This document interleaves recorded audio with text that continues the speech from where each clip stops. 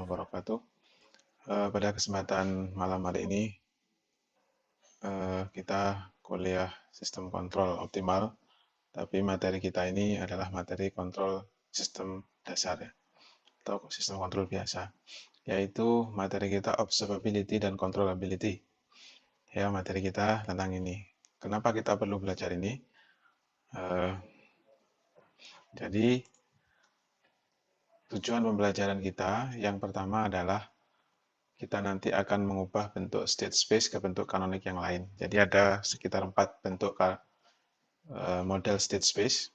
Kemudian setelah itu kita menghitung keterkontrolan model state space dan juga menghitung keteramatan. Keterkontrolan itu controllability, keteramatan itu adalah observability.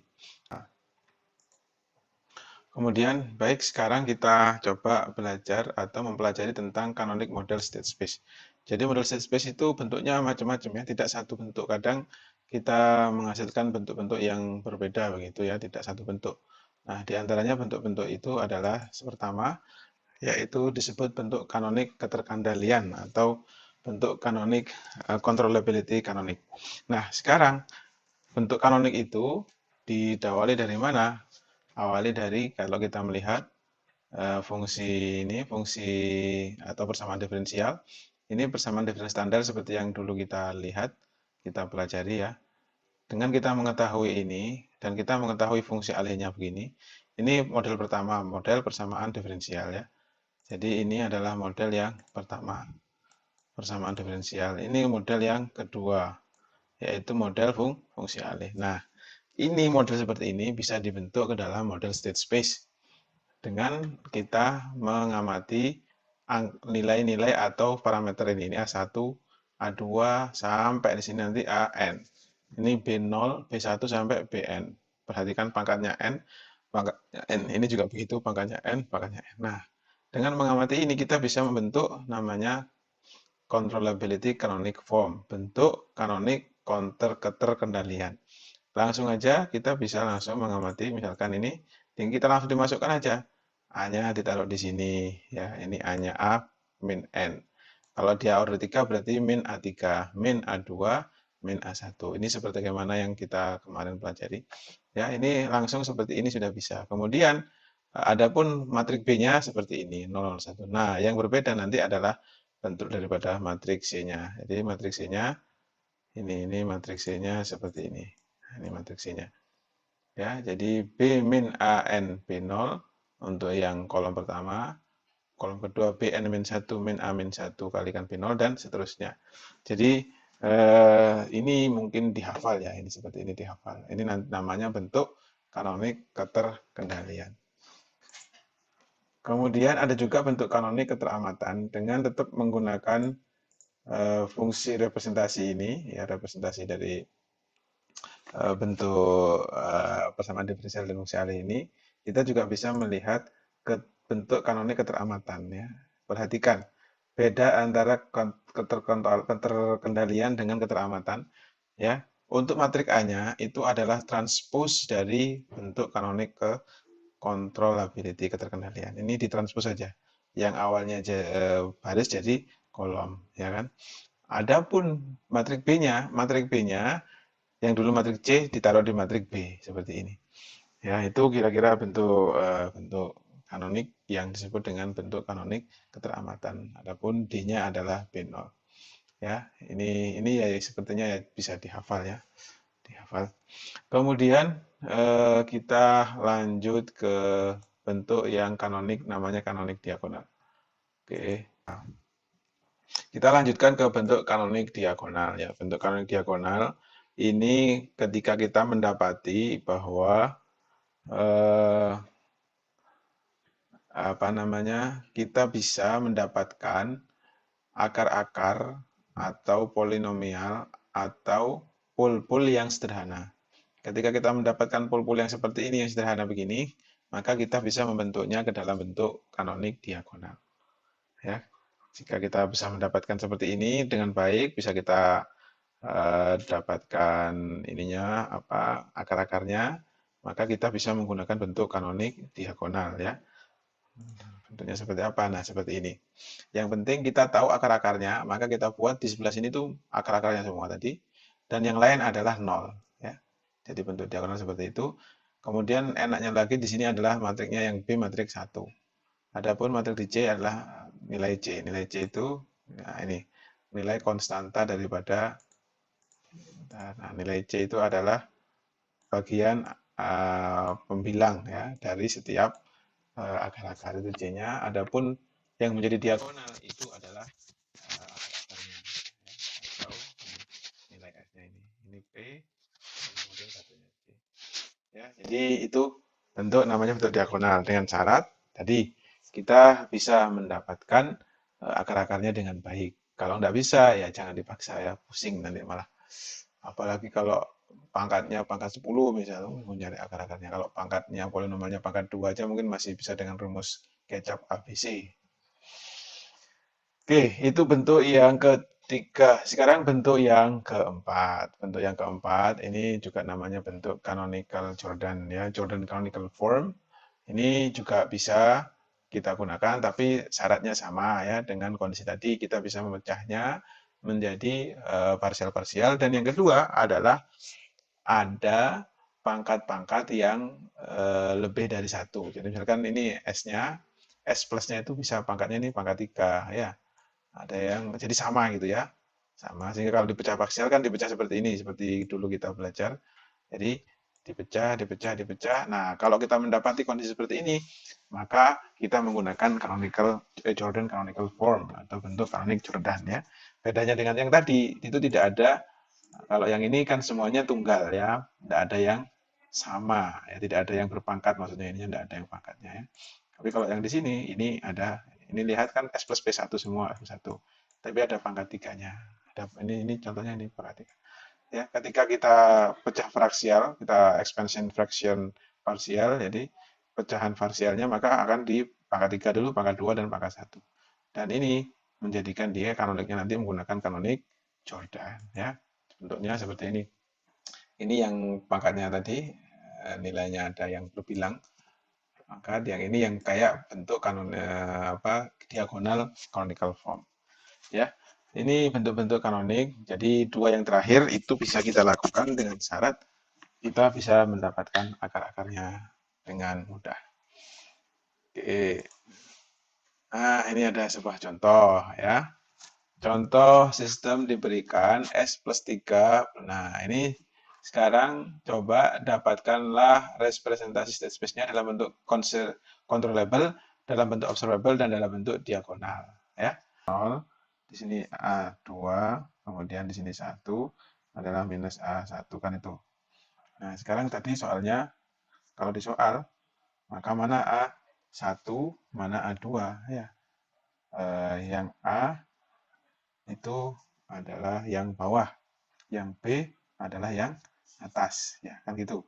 Maka kalau lihat rumus standarnya kan begini, rumus standarnya kan B0 S pangkat 2 ditambah B1 S ditambah B2 kan gini.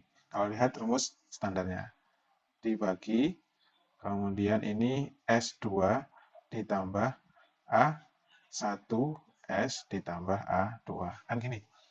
Nah, berarti tinggal nulis B0-nya berapa? B0-nya berapa? B0-nya. B0-nya adalah 0 ya. B1-nya berapa? B1-nya adalah 1. B2-nya berapa? B2-nya adalah 3.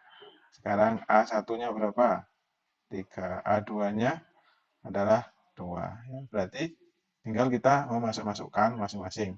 Oh, A2-nya adalah, di sini A2-nya berapa? 2. Berarti di sini jadi minus 2. Ya, A1-nya berapa? 3. Sini jadi minus 3. Ya, kemudian di sini adalah 01. Ingat kalau canonical controllable yang sebelah C, parameter C itu rumusnya adalah Bn min An B0 ya. Kalau di sini N-nya kan 3A2 berarti B2 ya untuk yang C ya, B2 dikurangi A2 dikalikan B0. Kemudian sebelahnya adalah B1 dikurangi A1 kali B0. Ini untuk parameter C. B2 tadi berapa? B2-nya 3 ya. Berarti di sini 3 dikurangi B0-nya adalah 0. Oh, berarti 3 dikurangi 0 sama dengan 3. B1-nya berapa? B1-nya 1. Berarti 1 dikurangi 0 sama dengan 1. Ya, itu caranya ya. Jadi caranya adalah dengan melihat standarnya. Yang lain juga begitu ya, yang lain juga begitu. Sebenarnya kalau yang ini kan jelas ini transpos saja dari yang sebelumnya kan ditranspos. Kemudian yang sini adalah operan dari sini ya. Kalau saya kasih warna lain, misalkan warna biru ya. Ini kan operannya dari sini. Ini transposnya dari sini. Ini adalah operannya dari sini. Yang ini operannya dari sini. Jadi saya kira tidak terlalu susah. Kemudian yang digital canonical itu harus difaktorkan dulu. Ini yang ini harus difaktorkan dulu. Faktornya berapa? S plus berapa sama berapa? S plus 1 sama 2 ya. Kemudian dibuat pecahan fraksial ya, ininya di sini A1 ditambah sini ada A2. Tinggal pecahan fraksial yang dulu. Caranya kan waktu kontrol, sistem kontrol dulu A1 berapa, A2 berapa kan sudah kita jelaskan dulu caranya ya. Maka nanti ketemu yang sini isinya adalah diagonal dari akar-akarnya. Yang sini adalah bukan diagonal, bagian atas, bagian ininya A1 dan A2. Sorry. Balik ini A1 dan A2. Bentar ya, coba saya akan jelaskan di sini aja. Di sini tadi kan S pangkat 3 ya menjadi kalikan S pangkat 1 sama S plus 2. Nah ini kan harus kita pecah parsial. Ini jadi S plus 1, yang ini tambah A2 jadi S plus 2. Nah gimana cara mencari A1? Jadi cara mencari A1 itu adalah tuliskan dulu yang di bawahnya ini apa? Ini kan S1, tulis S plus 1. Dikalikan dengan aslinya ini semuanya. S plus 3 dibagi S plus 1, kemudian S plus 2 dengan nilai S sama dengan minus 1. Yaitu ini S plus 1-nya sama dengan kan 0. Ya, sehingga ini dicoret, maka kita dapatkan ini minus 1, ini minus 1. Berarti minus 1 tambah 3, 2. Minus 1 tambah 2, 2. Berarti ini sama dengan 2. Ya, ini sama dengan 2. Coba kita lihat. Tadi ya ini kan 2 kan. Nah, ya jadi 2. Sekarang kalau yang ini atasnya S plus 2. Berarti coba saya hapus dulu yang ini. Hapusnya mana ini ya? Oh, ini. Oke. Nah, ini saya ganti. Sekarang ini saya ganti sini S plus 2. Ya, berarti di sini adalah minus 2 kan. Berarti ini yang dicoret, ini yang dicoret. Ya, minus 2 tambah 1. Ini minus 2, ini berarti ini 1 dibagi minus 1, berarti minus 1. Kita lihat. Nah, ini kan minus 1 toh. Nah, seperti itu caranya, ya. Jadi caranya untuk canonical seperti itu. Itu namanya pecahan fraksial. Itu dulu sistem kontrol ya. Oke, saya kira itu. Nah, sekarang kita lanjut ke bagian berikutnya. Yaitu hal-hal yang terkait dengan matriks A ya. Jadi matriks A itu memiliki hal yang penting yang kita sebut dengan namanya agent value atau nilai agent. Jadi kalau nilai agent itu menghitungnya begini ya. Untuk mencari nilai agentnya di sini adalah ini lambda ini. Inilah nilai agentnya ya. Nah, nilai agent ini bisa dicari dengan rumus ini. Dengan rumus ini. Ya, determinan daripada nilai agent yaitu lambda I itu adalah inverse dikurangi dengan matriks A sama dengan 0, maka kita bisa mendapatkan itu adalah nilai agent. Nah, yang menarik, nilai agent dari matriks A itu sama saja dengan akar-akar persamaan karakteristik. Ini menariknya di situ. Ya.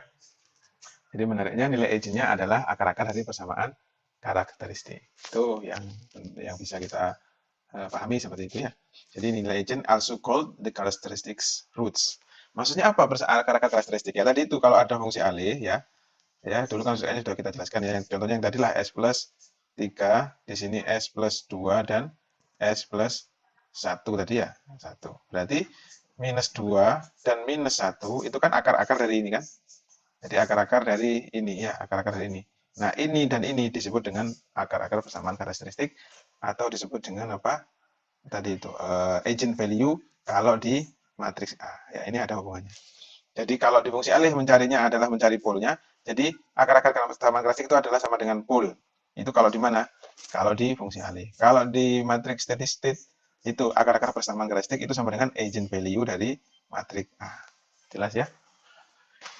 Oke, kita lanjut ke bagian berikutnya. Nah, ini ada contoh soal ya, ada contoh soal. Contohnya ada matrik A ketemu seperti ini. Ini matrik A-nya. Maka carilah nilai eigennya, maka determinannya. Jadi ini I itu adalah nilai inverse ya. Sekali lagi I adalah nilai inverse.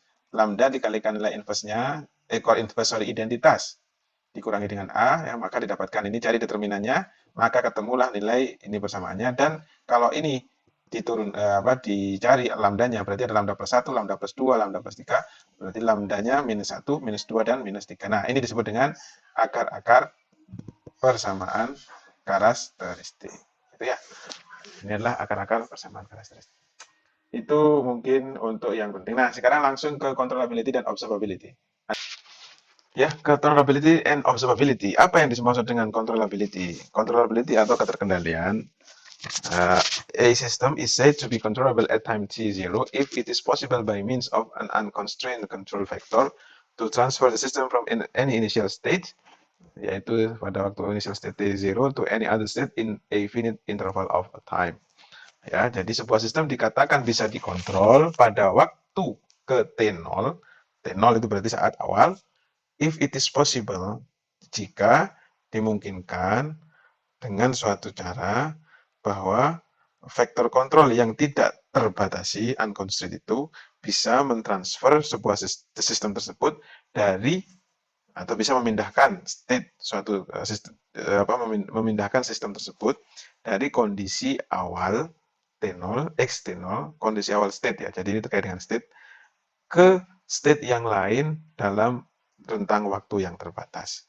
Jadi kalau state-nya itu bisa dipindah satu dari kondisi awal ke state yang lain pada waktu terbatas, itu dikatakan dengan controllable. Ya, adapun observable, a system is said to be observable at time t0 if with the system in the state x t0 it is possible to determine the state from the observation of the output over a finite time interval.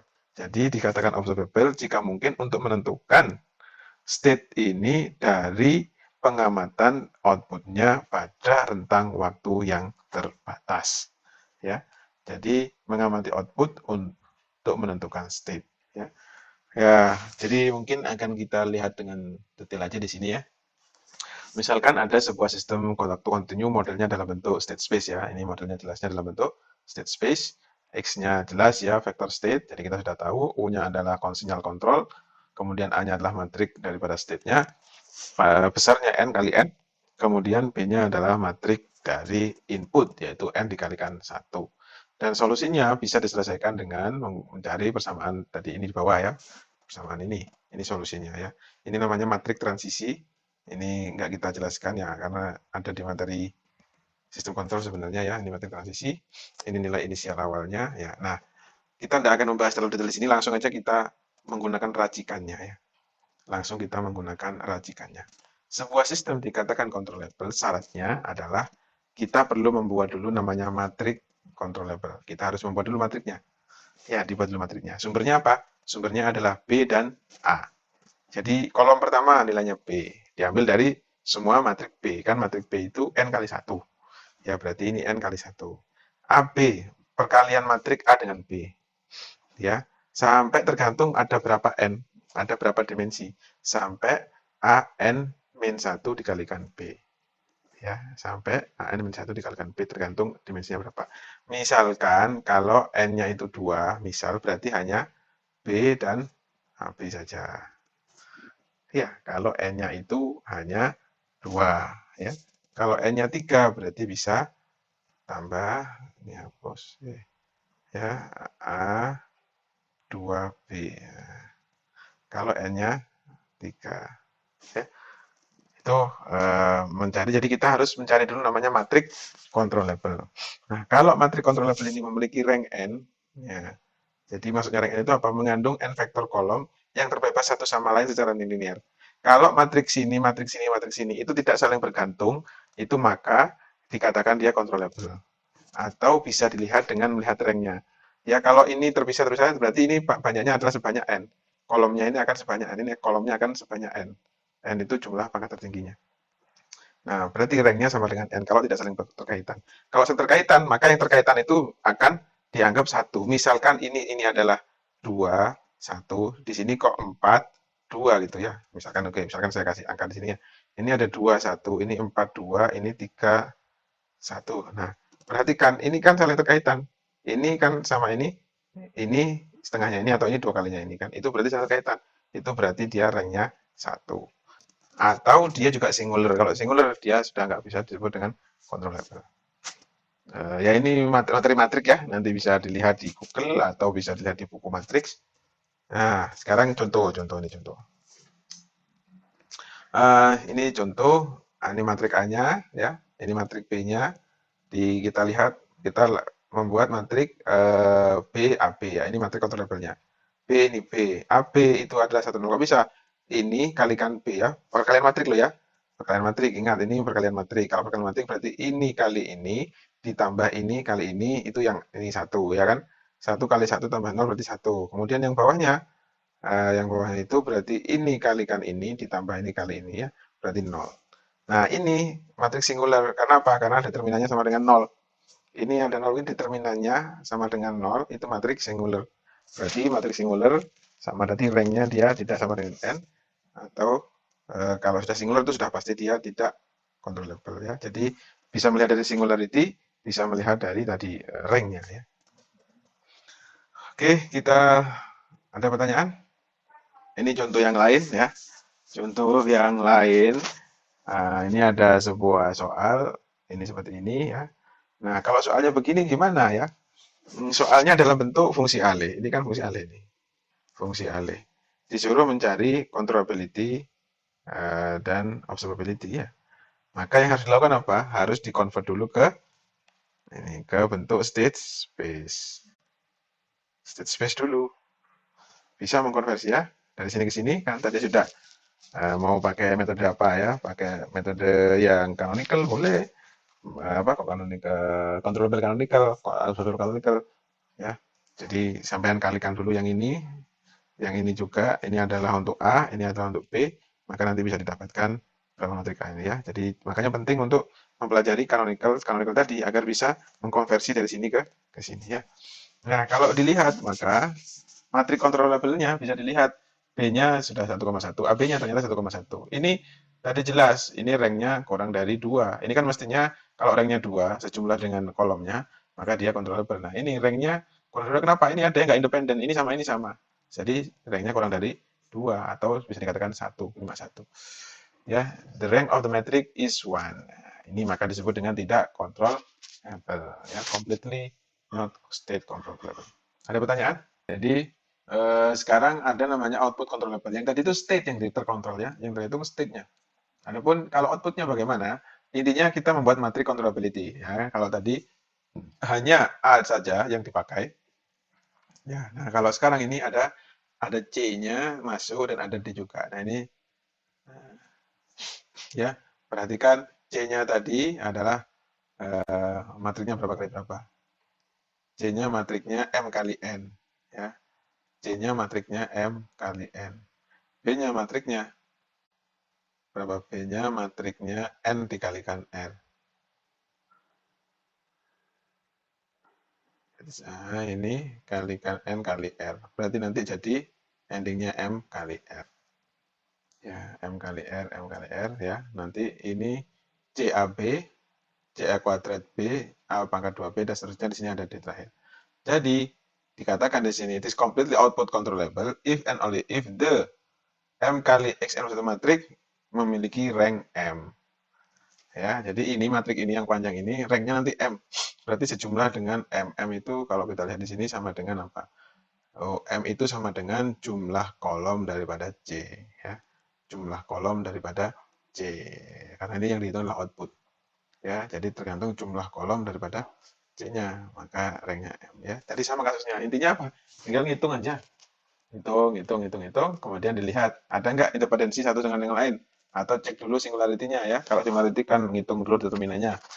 Nah, kalau sama dengan 0 sudah nggak, atau juga menghitung independensinya ya. Intinya gitu aja sebenarnya, semuanya menghitung. Ya, kemudian lanjut ke observability. Modelnya seperti ini sama ya. Nah, sebenarnya tadi langsung aja intinya melihat matriks, ya toh? Matriks saja. Nah, sini ada bintang. Bintang itu maksudnya transpose, ya. Jadi bintang ini maksudnya apa? Transpose. C ditranspose. C kan awalnya begini kan? C kan matriknya ini matriknya M kali N ya. M kali N ya. M kali N. M-nya jumlah output. N-nya adalah input kalau nggak salah ya. N itu iya vektor state-nya ya. Jadi nanti ditranspose jadi N kali M. N kali M ya. Tuh. Itu sehingga di sini C-nya nanti ditranspose, transpose. Nah, rank-nya adalah rank sama dengan N ya. Jika rank-nya sama dengan N, maka dikatakan dia observable ya. Intinya segitu aja, tidak susah. Yang penting ngitung. Nah, ya, yang penting ngitung. Contohnya inilah ya. Ada contoh. Contoh ini matrik A, ini matrik B ya, ini matrik C. Sudah. Tinggal sekarang apakah dia controllable dan observable? Nah, tinggal dilihat. Tinggal melihat, misal sekarang ini matrik B, ini AB ya. Oke, sekarang ini lihat apakah determinannya 0, minus 1 dikurangi 1 dibagi 1. Enggak, berarti dia tidak singular. Yang kedua, ada nggak independensi antara ini dengan ini? Nggak ada kan? Independen kan tidak anu, oh berarti ranknya adalah 2. Oh, berarti dia completely state controllable. Ini state controllable ya, kalau ada B. Kalau ada C, B, C, A, B, itu maka dia adalah output controllable. Ini, oh ini di bawah ada ya. Kemudian sekarang apakah dia output controllable? Ya, ini ada C, ini output controllable. Ada C-nya, C, B, C, A, B ya. Maka dilihat di sini 0 dan 1. 0 dan 1 apakah dia apa? Tadi syaratnya apa? Ranknya sama dengan M ya, itu output controllable. Nah, tinggal yang terakhir, observability. Tinggal kita mencari matriknya ya. C-nya kan 1, 0, ditranspose jadi 1, 0. AC-nya A transpose kalikan C transpose 1, 1. Kira-kira ini ranknya berapa? Ya. Jadi untuk yang ini kan tidak berhubungan independen. Determinannya apakah sama dengan 0? Ini dikurangi ini kan 1 dikurangi 0 ya 1. Berarti bukan determinannya bukan 0 sehingga dia ranknya 2 sehingga dia adalah apa namanya? Completely observable ya. Contoh pertama. Contoh yang kedua. Nah, ini contoh yang kedua. Matriknya ini ya, ketemu ditahukan oh A-nya ini, B-nya ini, C-nya ini. Ya. Note that the control function U does not affect the complete observability of the system. To examine complete observability, we may set U sama dengan 0 for the system. Nah, jadi karena untuk kebetulan observability, U di sini katanya tidak terlalu penting, maka U-nya bisa dinolkan di sini ya. Sehingga rumusnya kita dapatkan ini ya. Ya seperti biasa lah yang tadi intinya. C transpose A transpose C transpose ini. Ketemulah ini. Nah, ternyata pas dihitung determinannya sama dengan 0. Ya, determinannya ternyata sama dengan 0. Karena sama dengan 0, maka dia not completely observable. Ya. Jadi sebenarnya semuanya serba menghitung. Kalau kita telaten menghitung, nah sekarang kuis ya. Nah, kuis nanti bisa dikerjakan di sini, bisa di rumah. Mungkin di rumah lah, maksudnya tidak sekarang ya. Nah, coba sekarang ini awalnya sih pakai MATLAB ya, tapi saya ingin ini pakai Python ya. Bisa kan pakai Python? Ini gimana caranya menggunakan fungsi alih ini sampean dapatkan ya fungsi alih state space-nya ya satu dengan hitungan nanti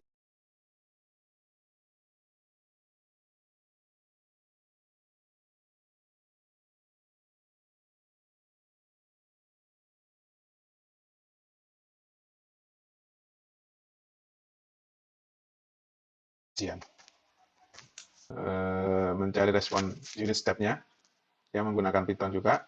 Kemudian yang ketiga adalah ini mencari apakah dia observable, controllable atau tidak.